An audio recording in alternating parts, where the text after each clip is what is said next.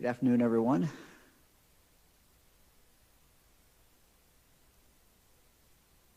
As a result of the pandemic, the state of Ohio has had to borrow money from the federal government in regard to the unemployment compensation fund. That debt at this point is about $1.46 billion. Certainly not the first time that this has occurred, and it was to be expected as we went into this pandemic.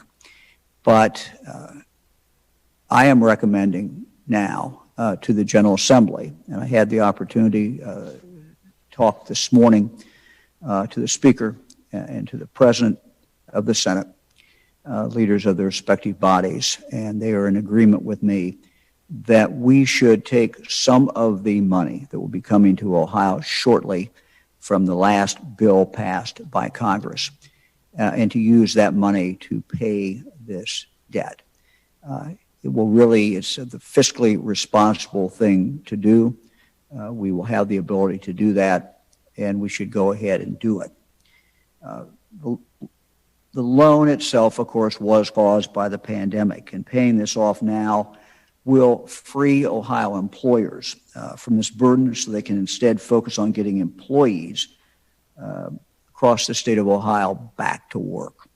This will help small businesses across our state and will certainly help employment and our employees. This is a very important step that we can take together that will help stabilize our economic environment and spur long-term growth. So again, we look forward to working with the members of the General Assembly on this. I might also add that I've spoken to the Senate President, spoken to the Speaker, and asked both Speaker Cupp and President Huffman if they and the legislature would tackle the difficult job, a separate job, in regard to our unemployment compensation fund, and that is that it is structurally not really balanced. And from a structural point of view, this has been a problem that existed long before the pandemic hit. So we're recommending we pay off the debt, but we still are left with a structural problem. And this is something that the legislature should tackle. And I think there's a willingness in the legislature to take this on and to try to come up with a solution. It really is in the best interest of everyone if this can be done.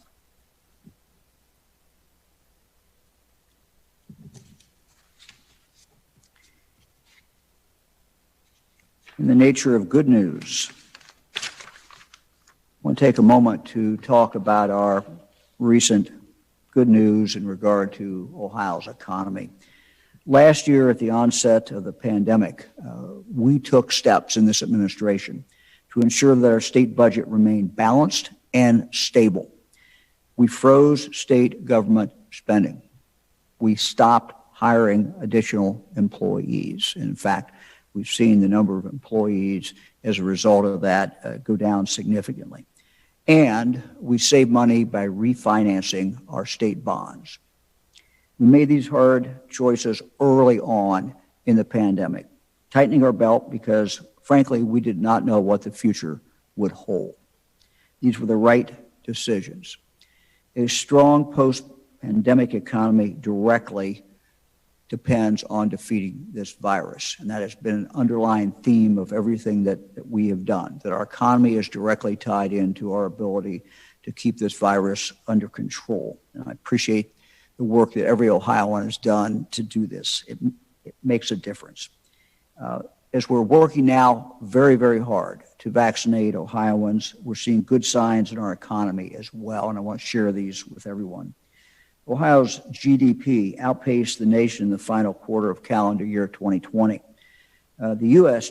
GDP is estimated to have grown about 4.3% in that final quarter. Ohio's GDP is estimated to increase by 5% during that last quarter. Further, Ohio's unemployment rate in February of this year was at 5%. The national rate was 6.2%. And our state revenues are recovering as well. This month, Ohio's tax revenues exceeded the monthly estimate by $41 million, or 2.6%, and remain 4.3% above the estimate for the fiscal year to date. This is a dramatic improvement from a year ago and where we were at the onset of this pandemic and where we thought, frankly, that we were going.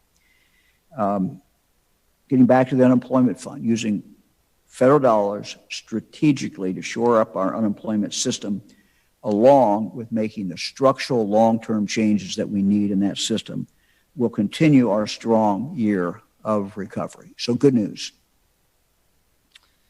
Some more good news. Signs of spring are all around, and one of them is the Ohio Department of Transportation, the yellow barrels. And I always kind of joke that that's the good news and the bad news. The bad news is you see them, and it may slow you down a little bit. The good news is the work is going on, and that we're really into that season. ODOT plans to invest $1.92 billion of your dollars into 956 projects statewide this year. In the budget that we presented this year and the budget we presented 2 years ago, we put a lot of emphasis on safety, protecting lives. Many of these projects are directly related to safety. And many times we have listened to local communities about a dangerous intersection, a dangerous curve, and tried to focus on these, to repair these, so that we can save lives.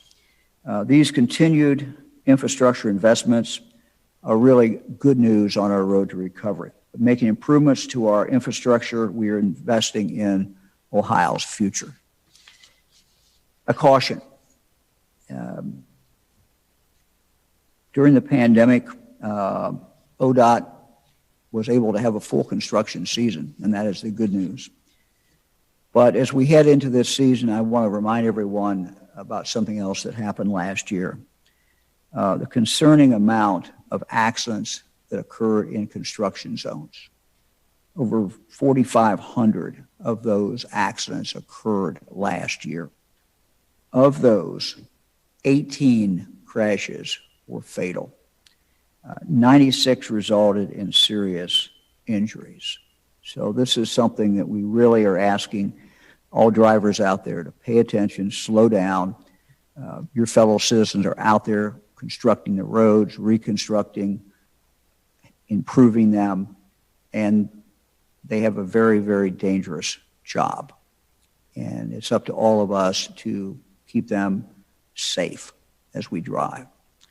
We also have seen some of these accidents certainly caused by distracted driving, and I would again urge the General Assembly to pass the distracted driving bill that we have suggested and that is in front of the General Assembly.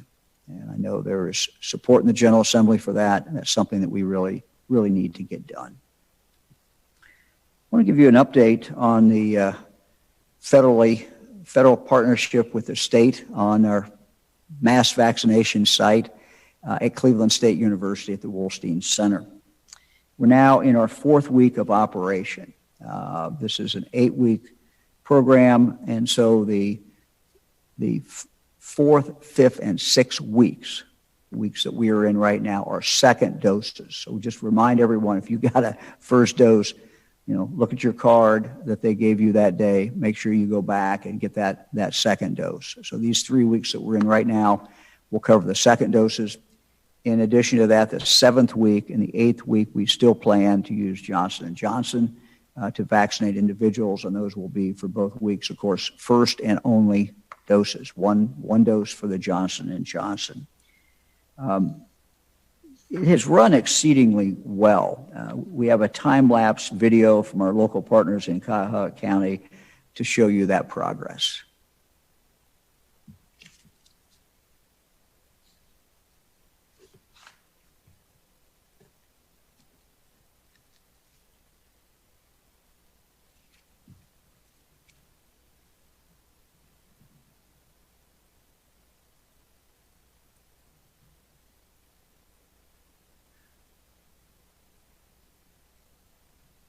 Eric, thank you very much for running that.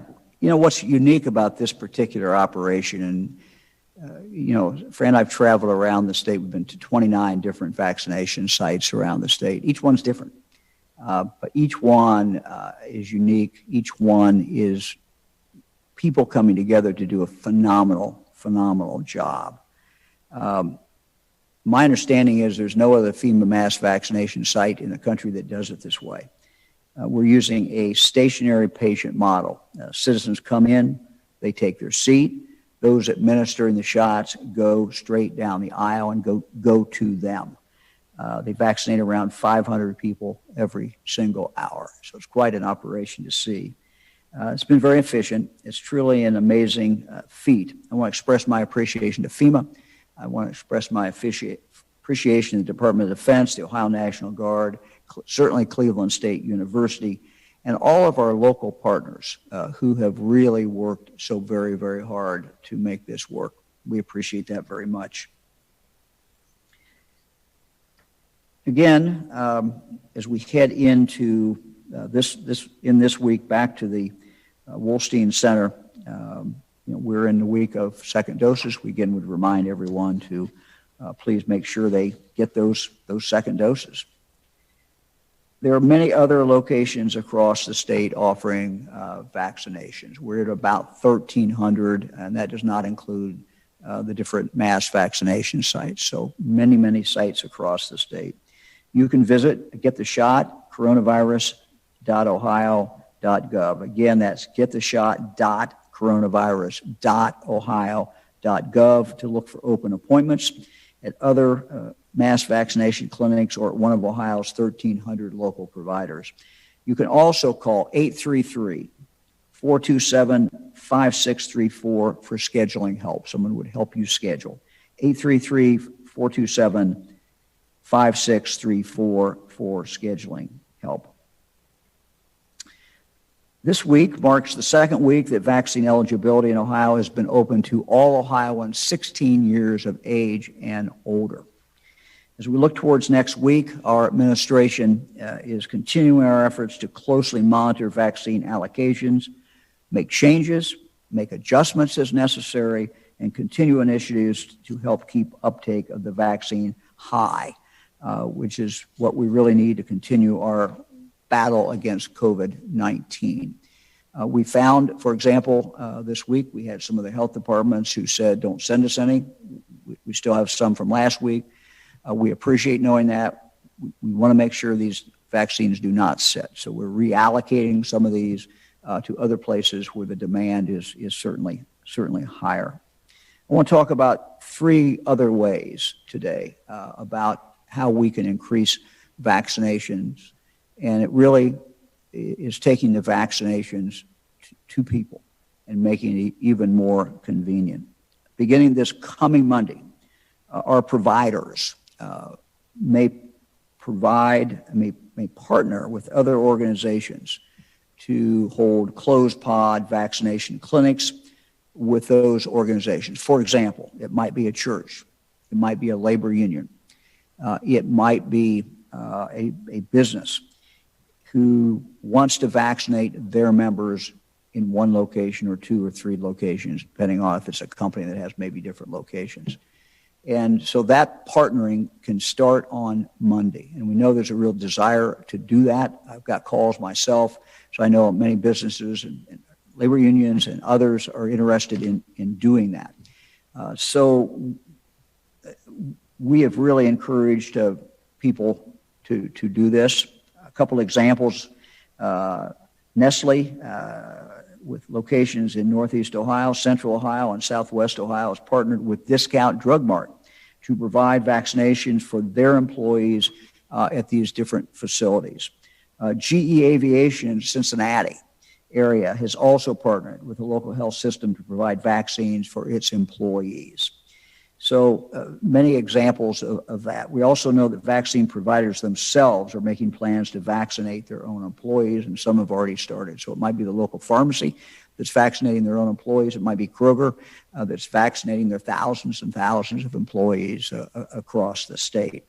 So we continue to encourage employers and other organizations to reach out to your local health department and vaccine providers to set up these vaccination clinics. Also, vaccine providers, local health departments, we ask them to be proactive and reach out to your local employers. In fact, in the counties where we have seen the demand maybe go down a little bit, we really have encouraged the health departments to go out and reach out to employers in their community so we can continue to get shots in arms. These clinics that are being put together will make a big difference in helping us get more Ohioans vaccinated. We will add, we're in the process of surveying all 1,300 providers and asking them which ones want to be considered to partner with companies or other entities that might want to do a closed pod. And so once we get the results back, we'll make that, we'll publish that, and that will be available so employers will know, who in their area, what provider might be interested in doing this. Second, we continue to encourage health departments to reach out to local high schools. We have 16, 17, 18 sometimes year-old young people who are in school, and we really would like to get as many of them vaccinated as possible. They obviously have to have a permission slip. Those who are 16, 17 have to have a permission slip from their parents. But we're already seeing this start to happen. A great example of this was the Columbus Public Health Department and Nationwide Children's Hospital reaching out and coming together with two of our high schools in Worthington as well as in Westerville. And there are pictures in the paper the other day of those shots occurring. The third way we want to increase this. This week we began providing vaccinations to providers partnering with our public and private colleges, universities, in order to vaccinate students who want to get vaccinated. This will be a multi-week process. Many of our smaller, our liberal arts schools will have received all of their vaccine this week, and they will, we hope, get those shots in arms. And so that's moving along very, very, very well. Some of our bigger schools, it will take multiple weeks, obviously, to be able to vaccinate all the students in their student body who want to get vaccinated. So again, we encourage our students to take advantage of this opportunity. Talk a minute about demand. As I previously stated, we continue to closely monitor demand for the vaccine as we make allocations across Ohio. We make the allocations every Thursday. We find out on Tuesday what's coming into Ohio, what the federal government's going to give us. Then we make the allocation, basically shipping orders back to the federal government, go back on Thursday. So we've been able to adjust vaccination allocations where demand has lessened. Some of these have shifted to our mass vaccination sites and our population centers, as well as our mobile clinic efforts. Others have shifted to northern Ohio areas which have both high demand and concern with spread of the virus variants. This week, just as an example, we were able to allocate 5,000 additional doses each to Lucas County and to Cuyahoga County for distribution through local providers. These additional doses were on top of the amounts allocated through our normal county formula. Franklin County, for example, we were able to allocate more than 1,100 additional doses to the Nationwide Children's Hospital for distribution. We've also directed our team to continue to look at ways we can encourage partnerships to distribute more vaccines and to adjust nimbly to changes that we see in demand. So we're going to monitor this every week, and we'll continue to make the changes that are needed. Eric, let's go look at the data. As you can see, we continue to see a higher, significantly higher number in cases, 2742 today. If you look at the average for the last 21 days, that was 18. So these numbers are up. Hospitalizations are up. ICU admissions are up, not dramatically, but they are certainly both up. Eric, let's look at the next slide.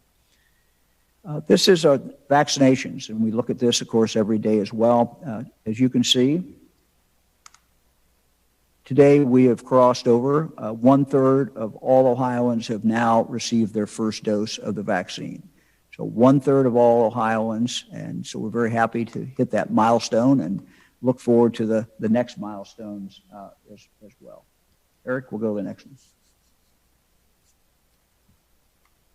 All counties ranked. You can see this again on our webpage.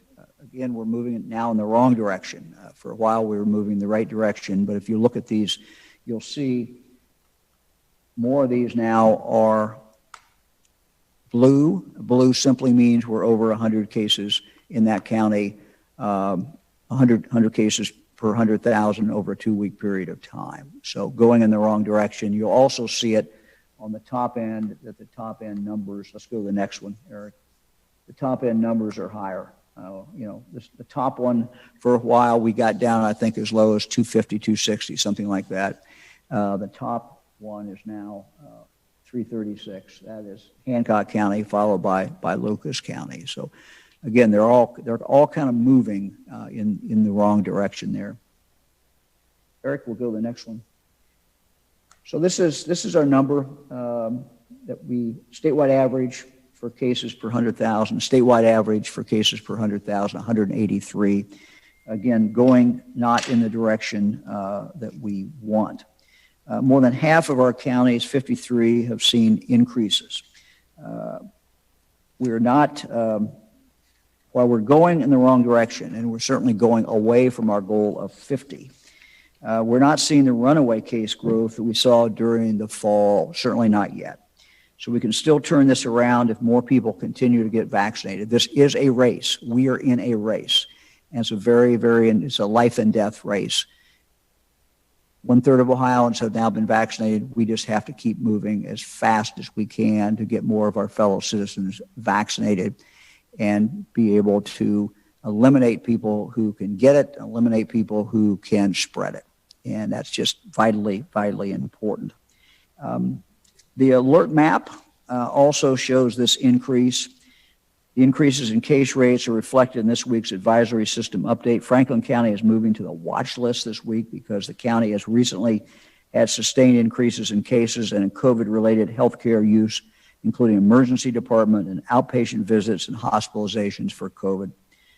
Putnam County moved from orange to red this week. In addition to some healthcare indicators trending upward, the county has also experienced an increase in cases per 100,000 during a 2-week period, going from 124 last week to 221 this week. So very fast acceleration. Carroll County, Mercer County, Morgan County moved from yellow to orange, while Brown and Noble dropped from orange to yellow. We'll look at the hospitalizations. Unfortunately, these continue to trend up. They're certainly not at an alarming number yet, but they're going in the wrong direction.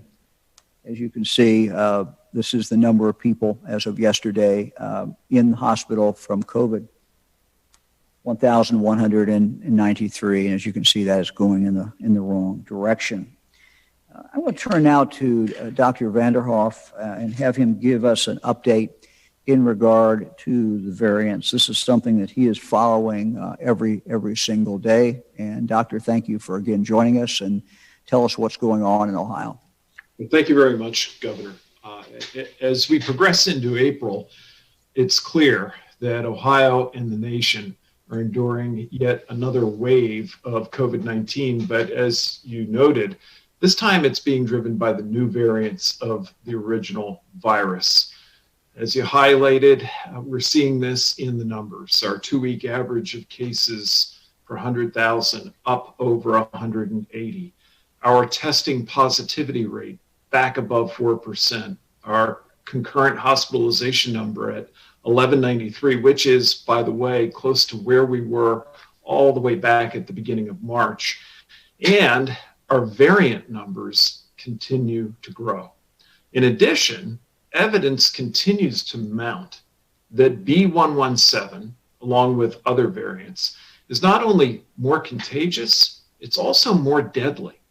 Here in Ohio, B117 and the 2 California variants, B1427 and 1429, account for more than 95% of our variant detections. And B117 alone, which really seems to have been the variant driving the wave both nationally and in Michigan, accounts for the lion's share of our total. just to give an idea of how quickly B117 and the variants are spreading, our variant counts jumped from 92 back on March 12th up to 797 today. That's a doubling time of about every 9 to 10 days, which is very similar to what they saw this winter in the United Kingdom. But our spring surge of variants here in Ohio is in fact happening in a better context than what the UK endured this winter because of our very successful vaccination effort.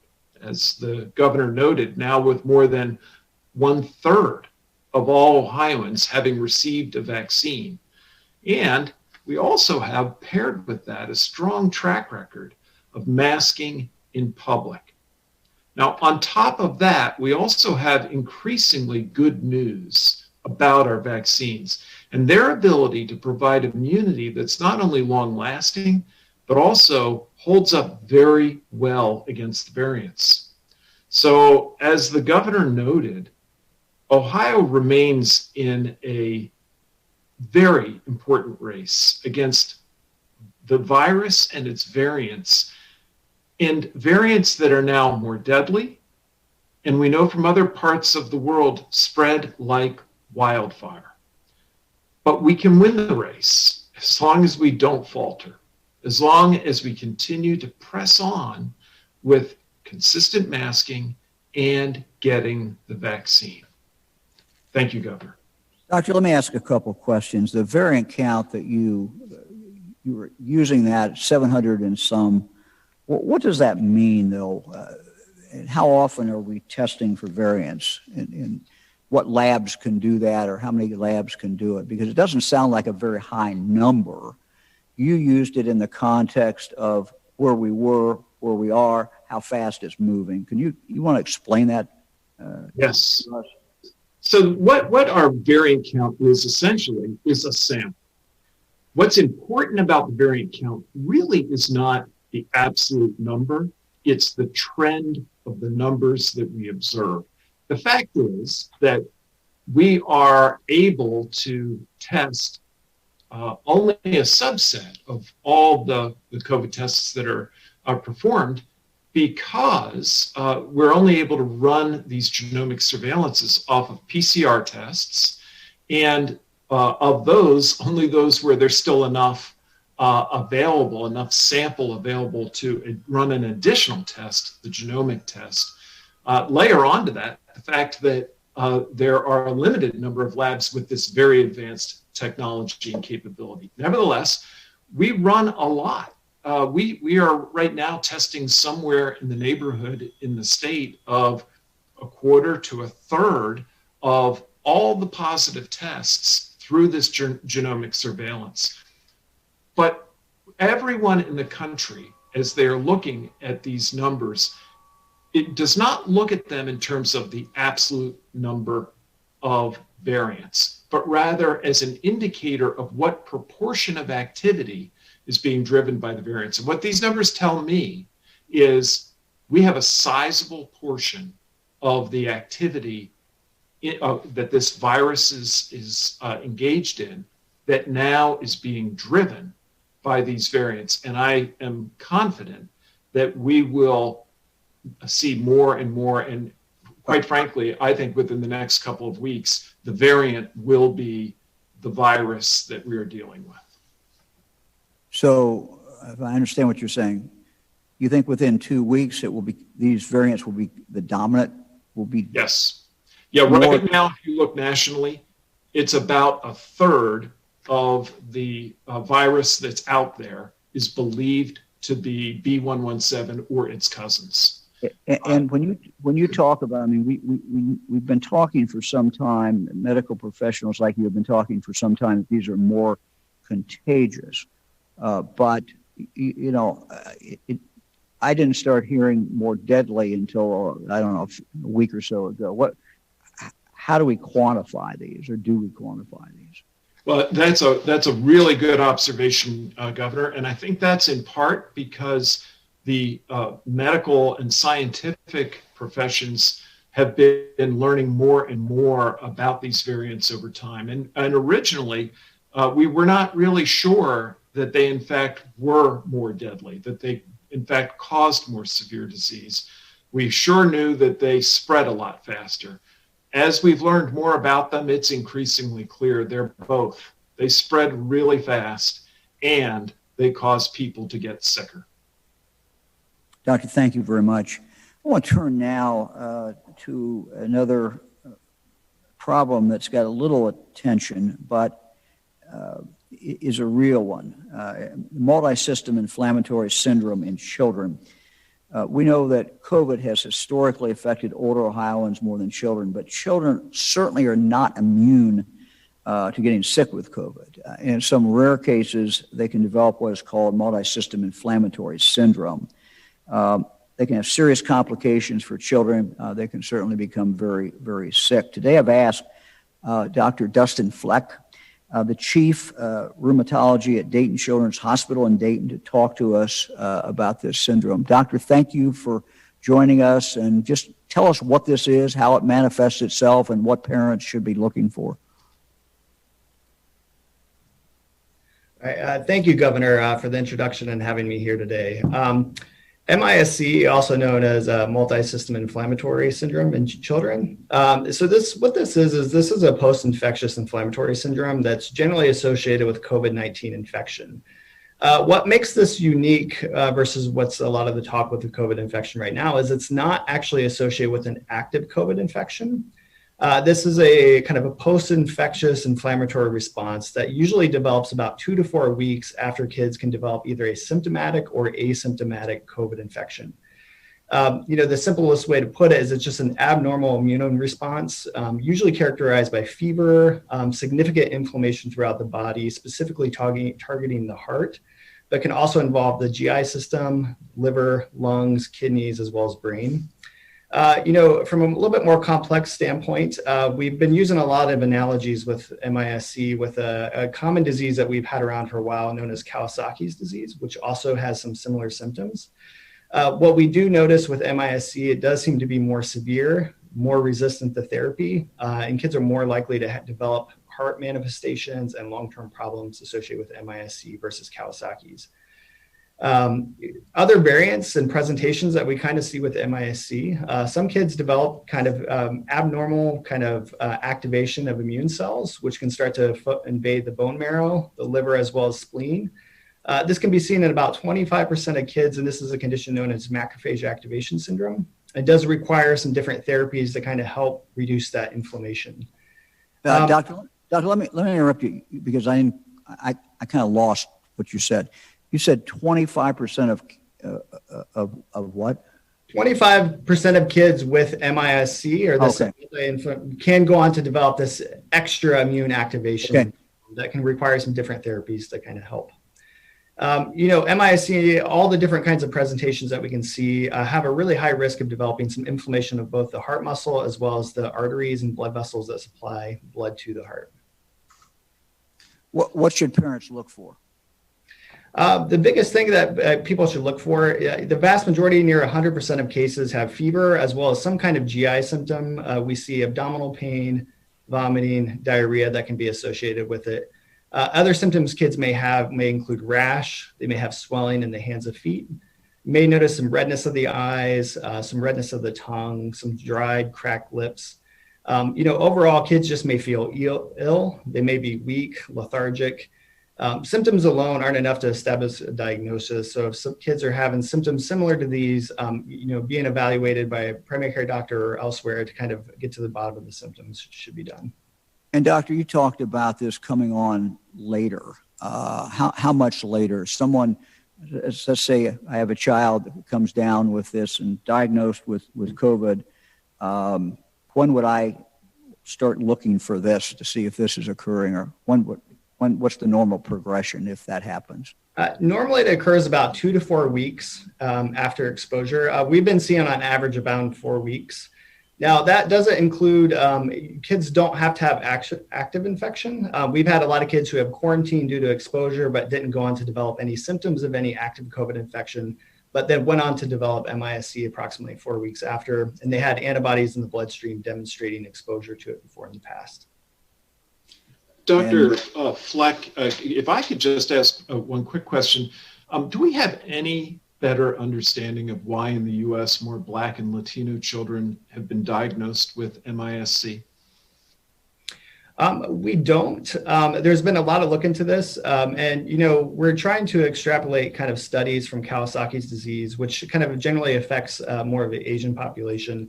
We think there's a lot of genes and genomic factors that play a part into this. Makeups of the immune system and genetic factors may make people more predisposed to this. But with Kawasaki's disease, which has been around and kind of noticed since like the 50s and 60s, we still don't have a clear understanding of that. But I know a lot of people are working hard on research to kind of figure out what makes kids more prone to develop this syndrome. And doctor, roughly how many have you seen at Children's in Dayton? We've seen approximately 35 cases since the beginning of the pandemic, dating all the way back until April. Without a vaccine, obviously available for younger children yet, again, recommendations to parents as far as how they proceed? Yeah, so, at this time until vaccination becomes, available for children, although the risk of MIS-C is still low, it's still present. And, although kids may not have symptoms of COVID-19 infection, they can still go on to develop this. So it's still going to be dependent on appropriate social distancing protocols, mask wearing, and adults getting their vaccinations to help prevent spread, which will help prevent exposing kids and will hopefully decrease the risk of these cases going forward. Great. Dr. Vanderhoff, any other questions? No, the only thing I might add, Governor, is that here in Ohio, since the beginning of the pandemic, we've had a total of 166 children treated for this case. Okay. Doctor, thank you very much. We appreciate it. Thanks for being with us. We'll now go to the Lieutenant Governor. Thanks, Governor. I want to just comment on a couple things that you mentioned earlier. I thought that was great news about getting to the 1/3 number of vaccinations across the state. I visited in Ashland County yesterday, a facility there where they're doing vaccinations. A lot of this is being done by volunteers across the state that are helping to support these facilities, healthcare professionals, firefighters, EMS personnel, the National Guard. They're all to be commended for that work. As you said, 1/3, it took me back to the beginning of this pandemic when we had the ad up with the mousetraps, where all the mousetraps showed the ping pong ball bouncing and how easy you could spread it. Between natural immunity due to those who had it, and now this 1/3 that have been vaccinated, it's great to see we've removed more than 1/3 of those mousetraps, where we've protected people, and that will continue to help drive the momentum. And that's, I know as people are looking for some hope and optimism, they should have that. And we're just real proud of all those people that have been pitching in to make this happen, because it's a real sight when you go out there and see what people are doing every single day, volunteers showing up every single day. And I want to thank them for that. Also, great news. And we hope the General Assembly will take your lead on this and use some of the recovery funds that we have available to help support the unemployment compensation system and paying back that loan. I spoke with the NFIB and the Chamber of Commerce this morning just to try to get a perspective about what this meant to small businesses and businesses across the state. And they said that it would prevent a 50% increase on the federal unemployment tax in 2022, 100% increase on that tax in 2023, and 150% increase on that tax in 2024. To put that into real numbers, in 2022, that would be an additional $1.9 million out of their pockets, an additional $219 million in 2023, an additional $329 million in 2024. So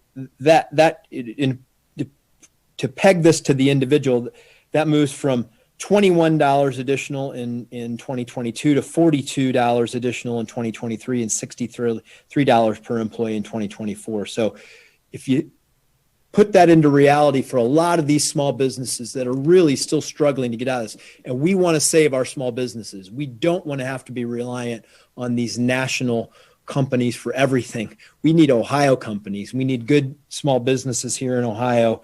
And instead, they can use this savings to hire people, to provide wages and benefits to their employees that they need to succeed. And they wanted to extend their thanks to you, Governor, for this announcement today and your leadership in helping to make this happen. So that's really good news.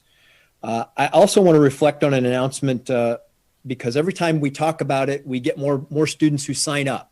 The Choose Ohio First announcement. You can find out more about Choose Ohio First at ohiohighered.org/COF. And what we announced this week is that 3,400 more Ohio students will be enrolled in the Choose Ohio First program this year. For those of you that don't know what Choose Ohio First is, it's a STEM scholarship for Ohio high school graduates to get them to enroll in Ohio colleges and universities and major in STEM. The emphasis of the program is on non-traditional STEM students because to hit the numbers that we need to hit, to get more STEM graduates, particularly in healthcare and computer science, we need to bring more students into the fold that traditionally wouldn't enroll. And we're going to end up awarding in the 2019-2020 graduations. But the last year we awarded 41,969 STEM degrees as a state. It's still way below where the demand is. So we encourage people to find out more about the Choose Ohio First Scholarship and the other programs that we have to help people earn those STEM skills. Additionally, on the BMV project, a couple weeks ago, we announced an upgrade of the BMV website to make it more user-friendly. And as evidence that when you use technology to improve the way we serve our customers, just since we did that, we've seen an increase in organ donations and next of kin registrations by more than it quadrupled. It quadrupled the number of people who signed up on that for organ donation and next of kin registrations. Because now you can do an individualized BMV profile.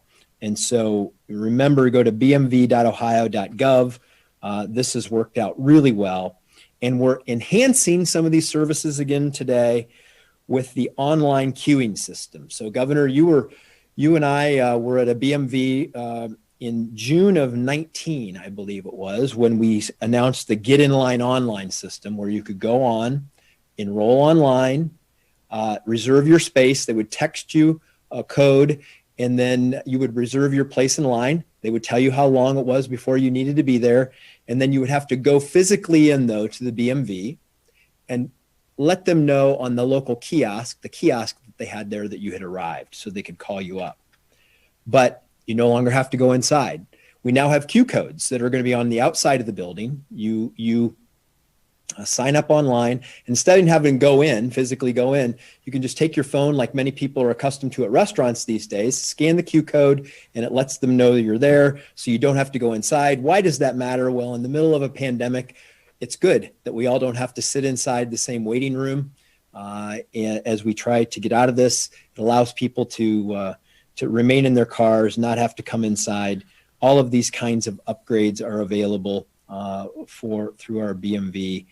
And this is another timely reason for doing this, is that a lot of those expiration dates for not having to go get your license and things like that, those are expiring.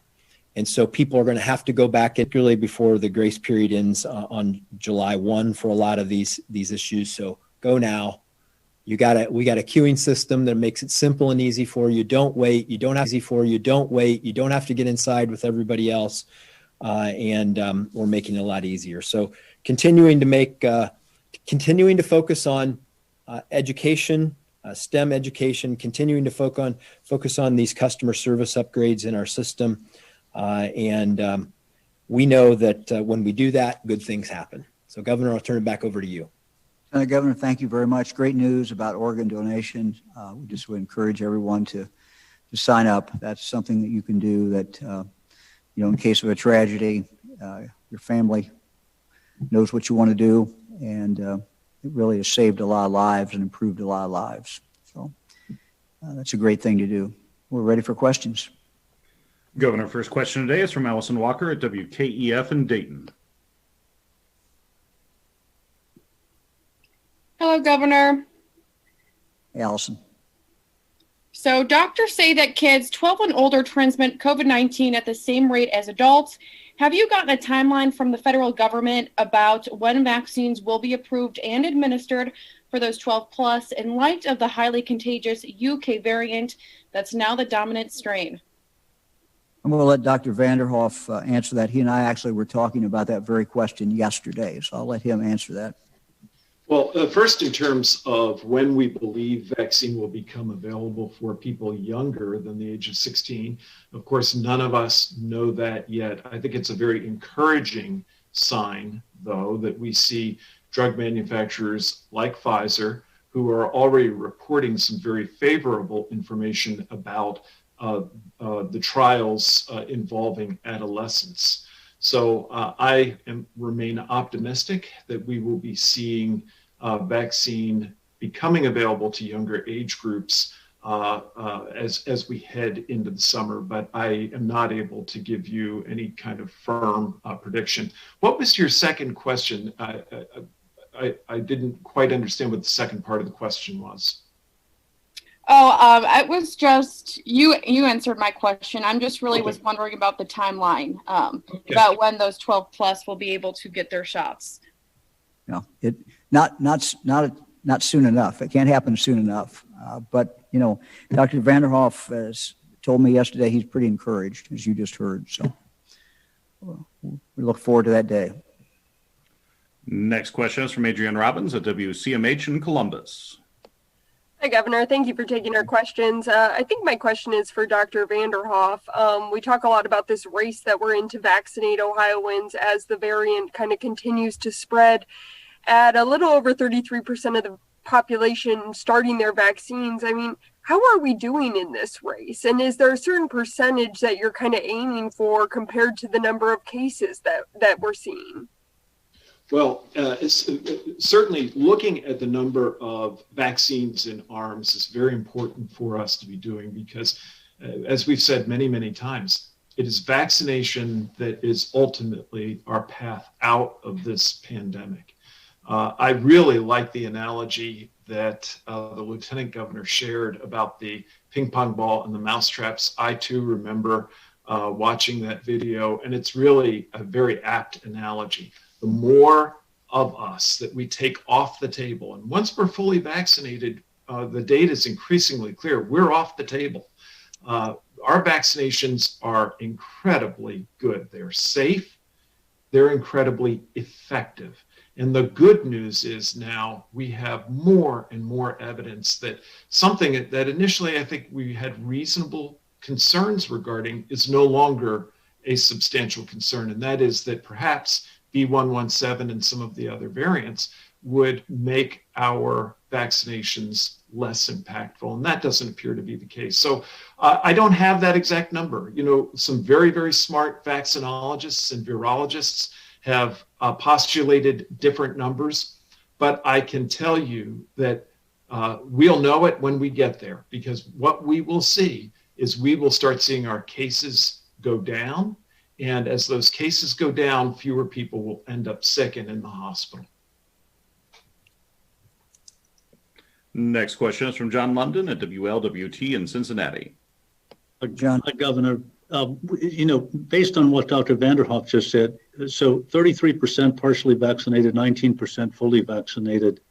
And I wonder, will we reach a percentage that could cause you to alter and raise the 50 per 100,000 metric, or is that a hard and fast standard that you need to see for 2 weeks before removing restrictions?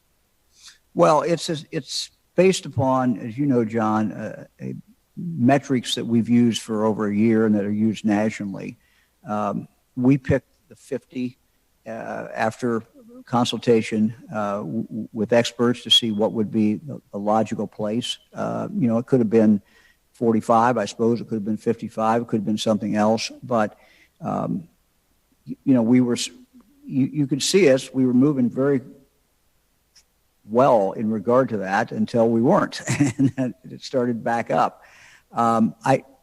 We've learned throughout this last 14 months, we've learned throughout this virus that the virus is unpredictable. So I can't predict how this is going to play out. I can tell you how I hope it plays out. And the way I hope it plays out is that we continue to vaccinate at a very high rate, and that at some point, because we have removed those mousetraps or whatever from the playing field, and we remove more and more and more of them, it's more difficult for the virus to spread, and then those cases start going down. That's what we expect to happen. That's what we hope happens. But when that will happen, I can't really tell you that, and I don't think anybody can. Next question is from Mike Livingston at Gongwer News Service. Yeah, hi there, Governor. On the unemployment system, is there anything specific that you'd like to see in a plan to address the solvency issue? And is that something you might favor seeing included in the operating budget, as President Huffman, I think, has previously suggested? Thanks. As far as I assume your question has to do with basically taking care of the structural problem that we've had for, quite some long time, way before the pandemic. No, I don't. I'm not prescribing anything to the General Assembly.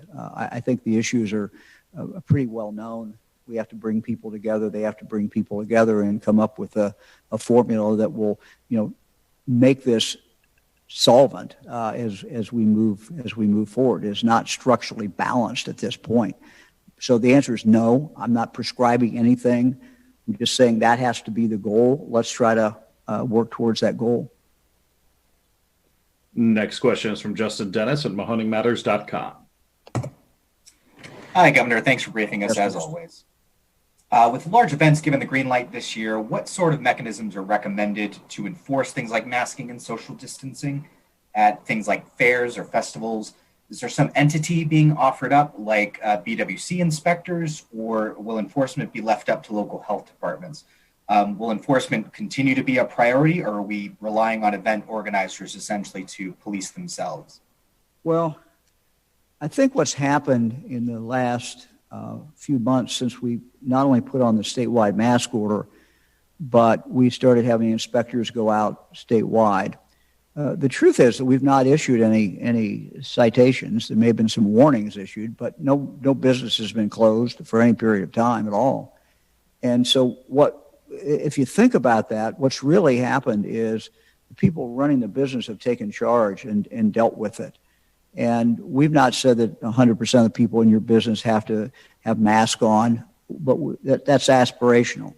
I asked this morning, the director, what's our numbers from yesterday? It's 94.5%. So it's holding steady, very, very strong.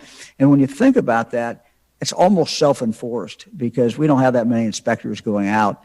And it's really people in the stores that are doing it. So if you look at fairs, you look at festivals, look, we're asking the people who run these events to do the signage, to put the signs up, to have an expectation that people will, in fact, wear a mask.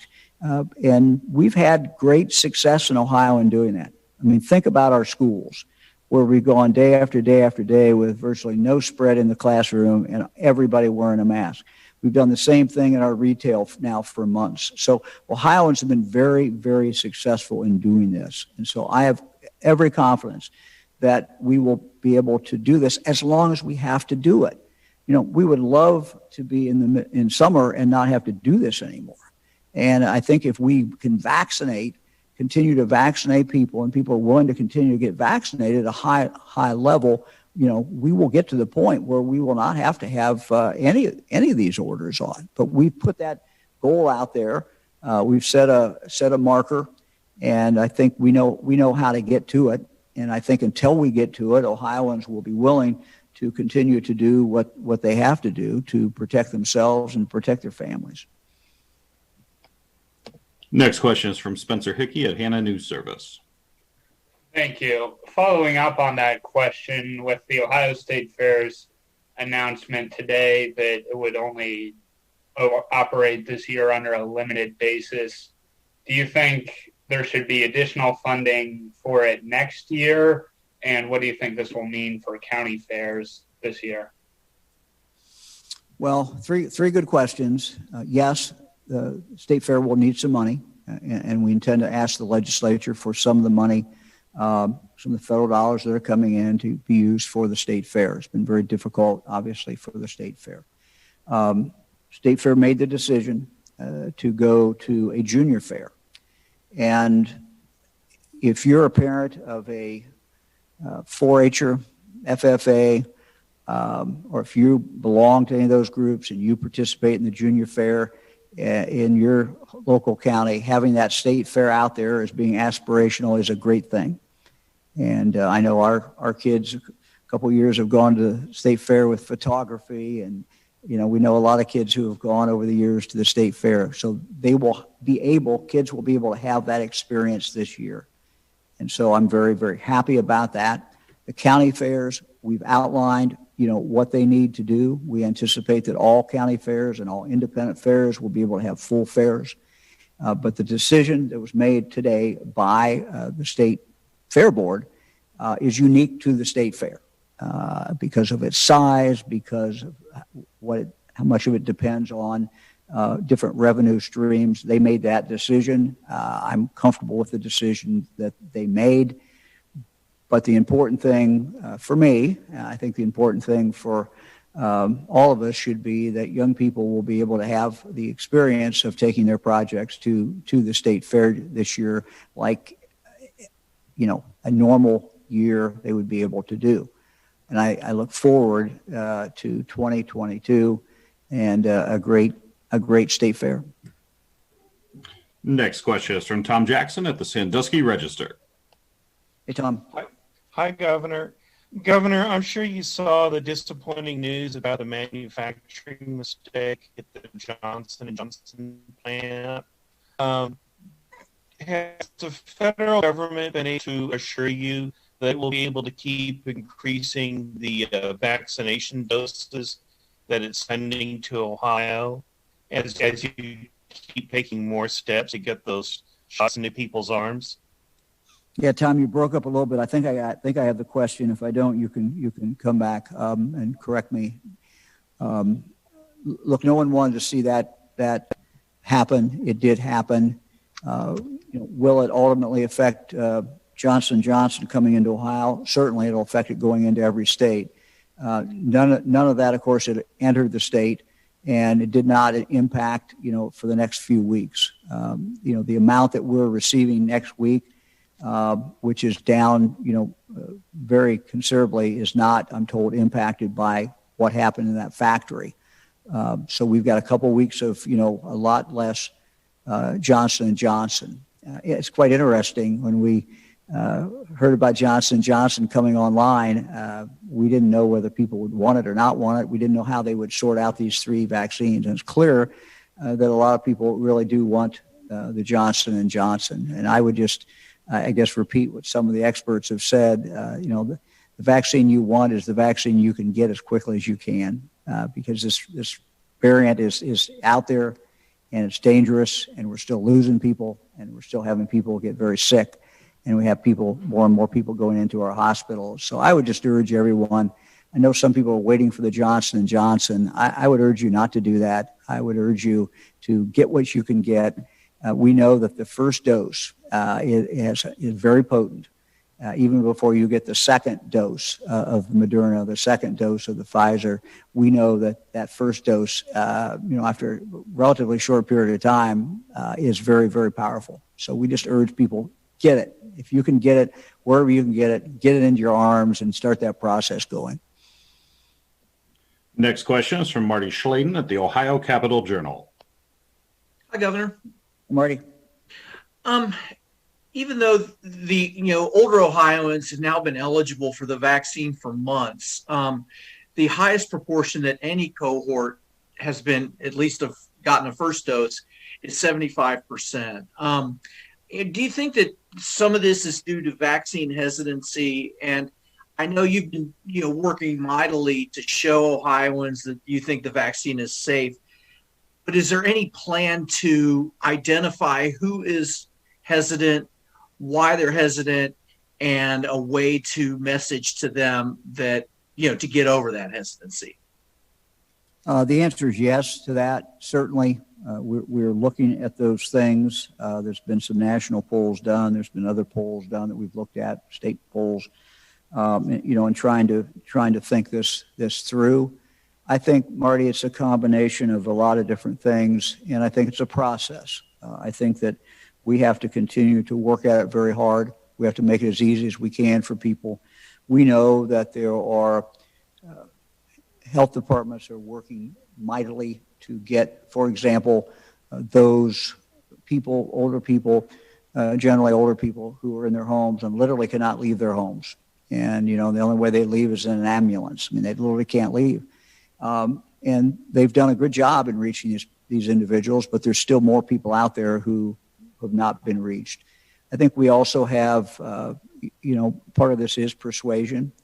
And my experience, as Fran and I have traveled around and just talked to people who are getting vaccinated, and we're all ages we've talked to.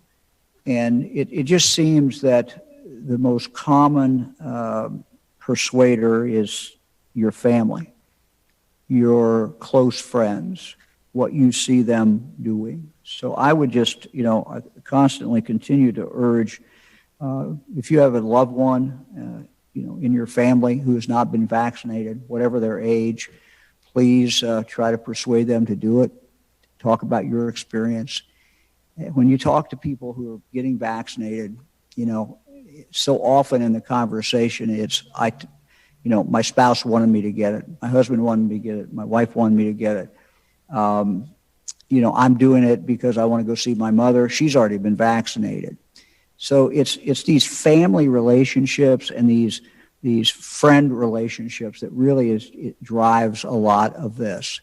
So there's no silver bullet. There's no one magic thing we can do. I just think we have to continue on our side of this, and the state government and the providers to work as hard as we can and to try to make this available. And we are going to see as we move forward. And as demand starts to slacken, that's why we're going out to try to get people in who are working in factories. It's why we're going out to go into churches and all these other things. So, the 75% in regard to those who are older, those are not bad numbers, but we obviously want to have them higher. If you look at it now, I think I looked at it this morning, and if you look at 65 and over and the average those out, we're over 70% of that whole group. But that's not where we want to be. We want to continue to go after the other ones and make that available. Next question is from Sean Cudahy at WHIO in Dayton. Hi, Governor. Similar theme to this question about vaccine hesitancy. I covered one of our counties, a more rural county, last night that they've actually decided to stop doing a drive-through vaccine site because they are not seeing the demand they need to justify putting it on. What is your level of concern at this point as we look toward trying to get to herd immunity at some point? I think that county's got about 24% of the people vaccinated so far. And are there particular areas where you're seeing concerns right now?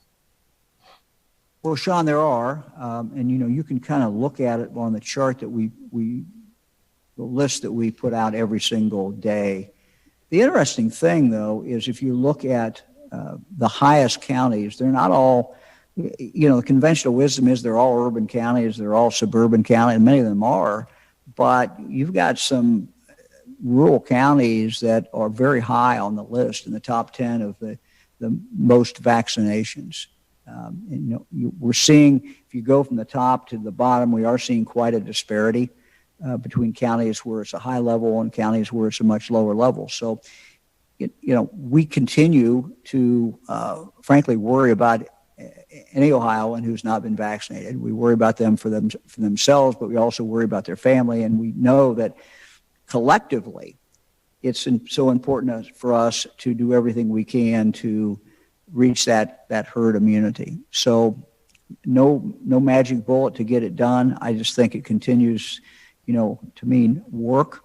And we will, in the not too distant future, have a lot more sites where literally people can walk in and can get their shot without an appointment.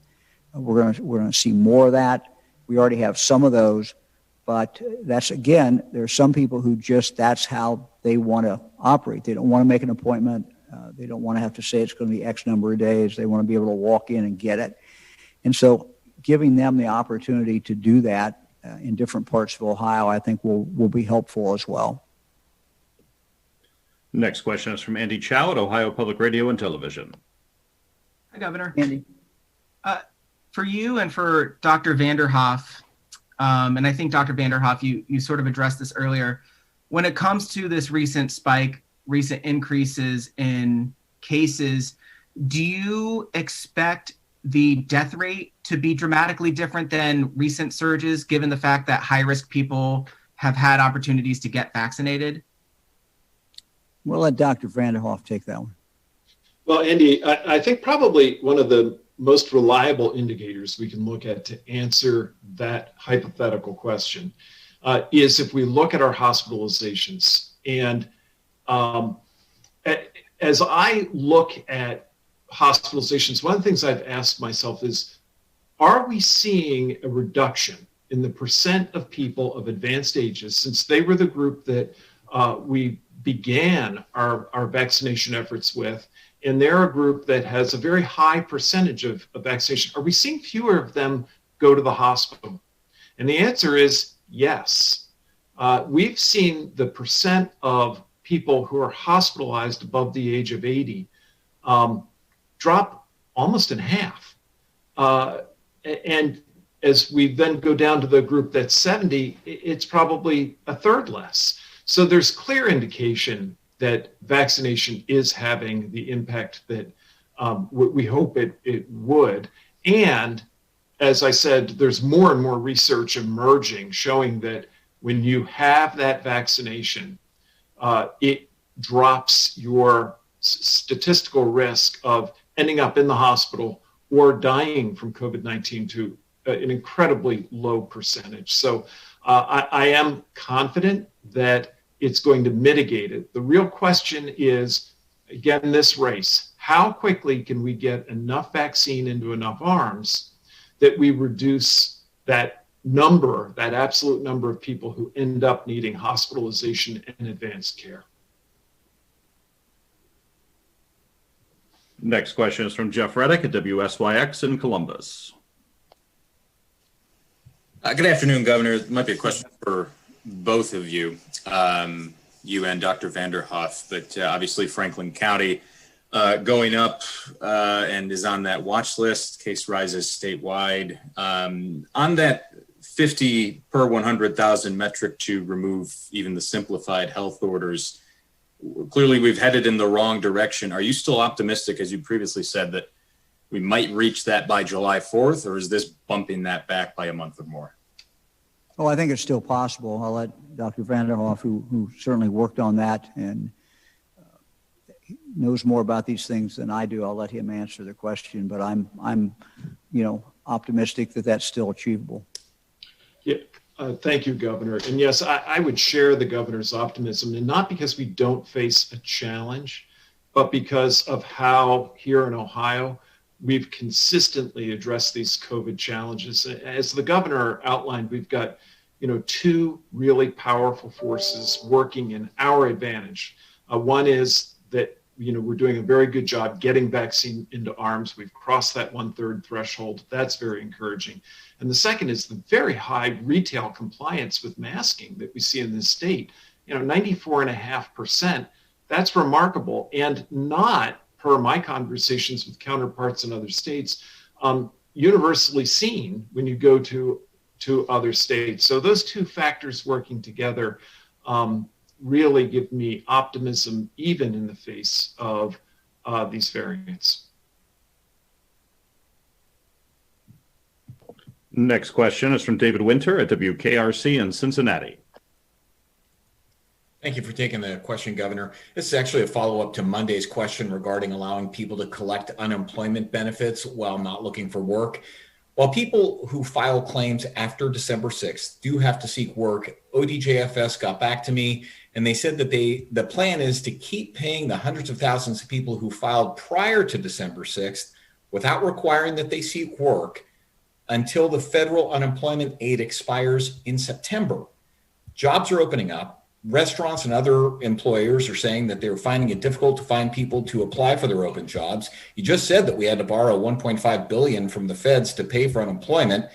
We're spending $95 million a week of state money on unemployment. Why are you still waiting until September to require people to look for work while collecting unemployment? Well, I will check with the department and we'll get back to you on that. Look, we obviously want to encourage people to look for work. That has always been an essential part of unemployment. That people have to show that they are, in fact, doing that. We encourage people to do that. But let me get back to you on that. Next question is from Kevin Landers at WBNS in Columbus. Hello, my question is for the Lieutenant Governor. Lieutenant Governor, it's our understanding that you plan to meet with members of the Asian American community on Friday. Can you confirm that, and are you planning to make an apology for the use of the phrase Wuhan virus? Thank you. Well, I will say this. I've had a lot of conversations with a lot of people, and we'll bring this, we'll have to do a review here since you asked the question. The purpose for my tweet was to raise awareness about what happened in China as it relates to the coronavirus. We know that in Wuhan, there is a lab that circumstantial evidence is building that could have been the location of the origin of the virus, or the wet market where it's alleged that the virus spread initially. I have tried to explain that the Chinese government needs to be held accountable for what is happening or what happened surrounding the origin of the virus. It is my belief that their hiding of information, their lack of responsiveness led to this pandemic. And we have to be able to have that conversation without connecting it in any way to any Chinese American, anyone, any Asian American in this country. There is no excuse or no reason to connect the two. No one should, and no one should confuse in any way what I said with that. I will continue to have conversations because people have asked me to have private conversations within the community, and I'm having those private conversations within the community. There's a lot of disagreement among Asian Americans who, some of them don't want to be brought into this. They want to be classified as Americans and not Asian Americans. People of different heritages view the issue differently. It's one of those things that I hope by having these conversations, we can create some more understanding, that we can be empathetic to the fears that some in the Asian American community, the Chinese American community have about hate and violence, call attention to that, help to alleviate those threats and concerns by building bridges, not inflating the issue any more than it already has been. We are having a lot of those kinds of conversations. I'm just looking down here at a note that someone sent me that said, look, we all experience life as individuals, not as a group. And we have to respect everybody's individual opinion and try to find ways to build bridges. I've always conducted myself like that. I will continue to do that. But again, I'm going to emphasize, we have to be able to have the conversation about holding the government of China, the Chinese Communist Party, to account for what happened without in any way connecting that to Chinese Americans. And I will continue to try to do that. Next question is from Farnoosh Amiri at the Associated Press. Hi, Governor. This question is for you and Dr. Vanderhoff. As you guys have mentioned multiple times on this call, there is this parallel race of the variants that are spreading and the states ramping up of vaccinations up to like 80,000 people a day, which is really promising. But I'm wondering if the science or if experts are telling you that what is happening with these variants is going to be, no matter how many people get vaccinated, like there's a new population of people getting this that maybe weren't. Is it like younger people? Is it still the same older vulnerable populations? What do you guys know about what's happening in this new surge that is different than what happened in the fall? Yeah, I'll let Dr. Vanderhoff answer, but just to make a observation based on the numbers, as we have vaccinated significant number of people over the age of 65, you're seeing the percentage of those people in the hospital go down. You're seeing, therefore, the percentage of younger people who are getting it is certainly going up. So it's skewing younger, and I just assume that that's a direct result of the vaccinations that are taking place. Doctor? Yes, thank you, Governor. Well, I actually think that the variants provide us with one more important indication, one more important reason why we should roll up our sleeves and get vaccinated. The data which is emerging about the vaccines, beginning with our mRNA vaccines because there's been the most time to do the testing with them, is very compelling. It's very strong, indicating that not only is the vaccine-associated immunity very durable, lasts a long time. We now have data, for example, with Pfizer confirming 6 months of very solid non-waning immunity. But it also holds up very well in the face of the variants, including B1351, which is one of the variants that many scientists had the greatest anxiety regarding. So we have great confidence there. On the other hand, even before the variants arrived, we knew that natural immunity, the immunity we get from exposure to the virus, is variable.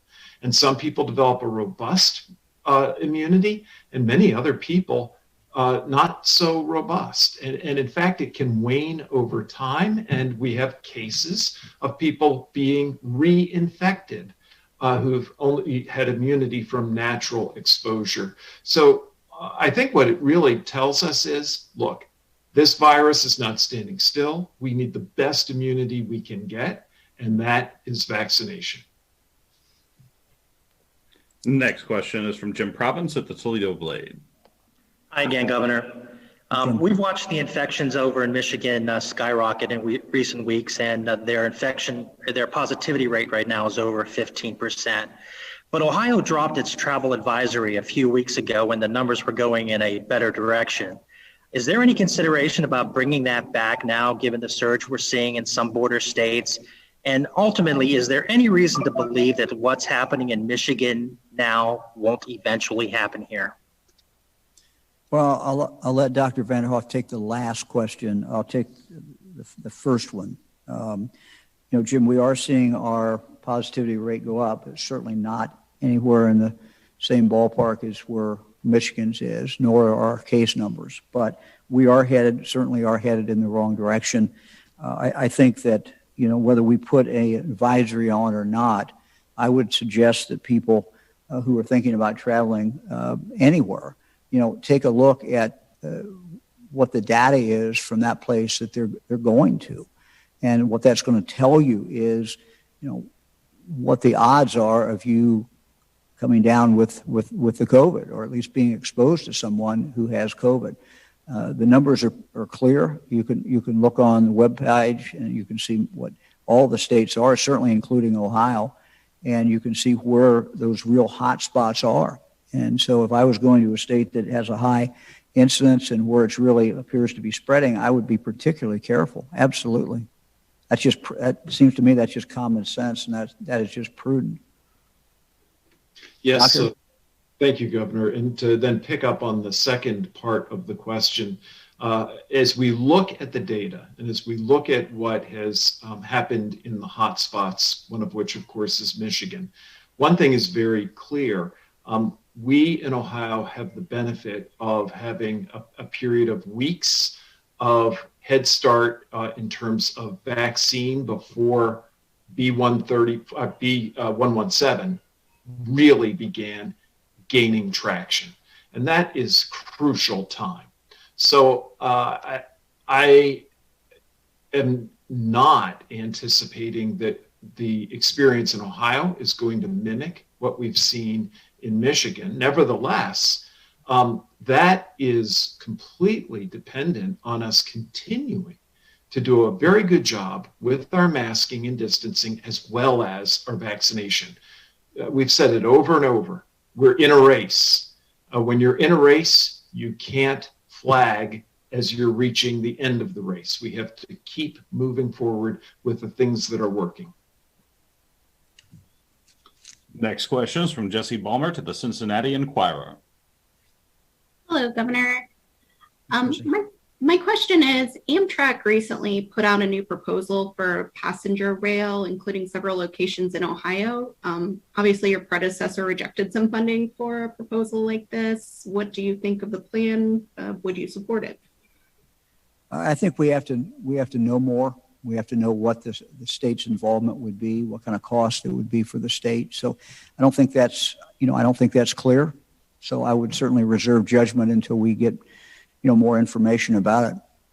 What's our role? What's our cost?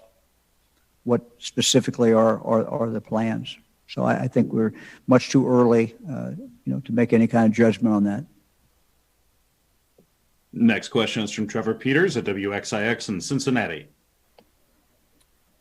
Hi, Governor. Your simplified health order doesn't give capacity restrictions for outdoor events as long as there's distancing.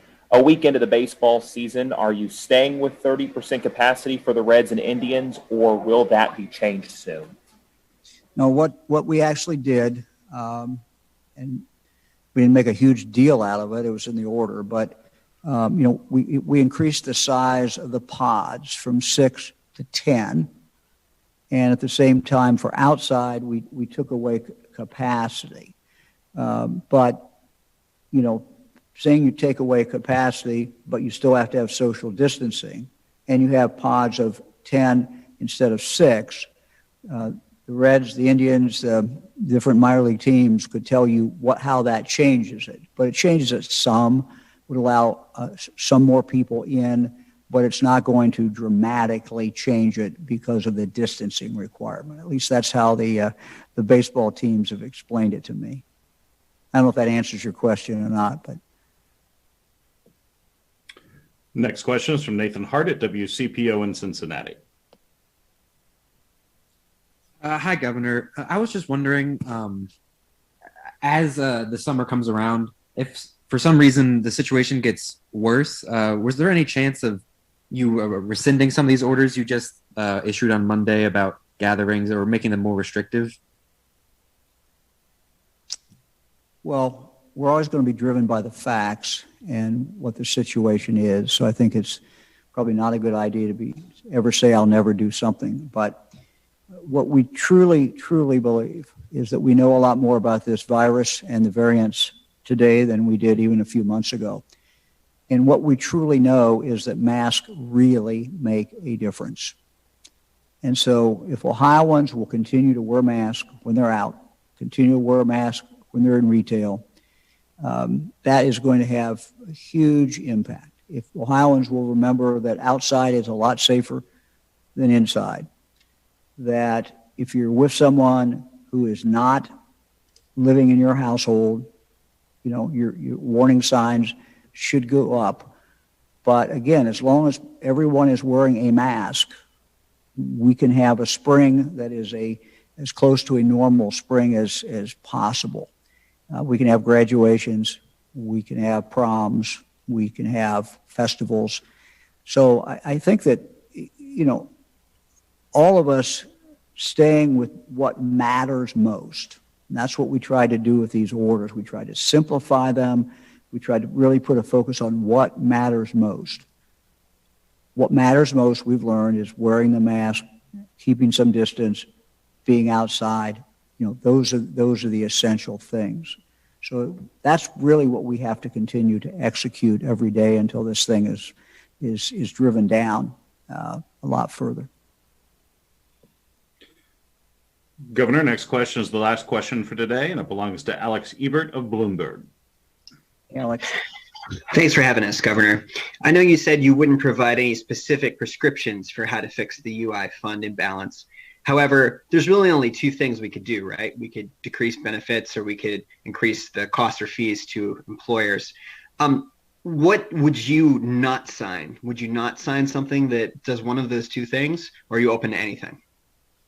Look, I think it's not wise at this point to be, laying down certain things to do, and certainly not to do that publicly.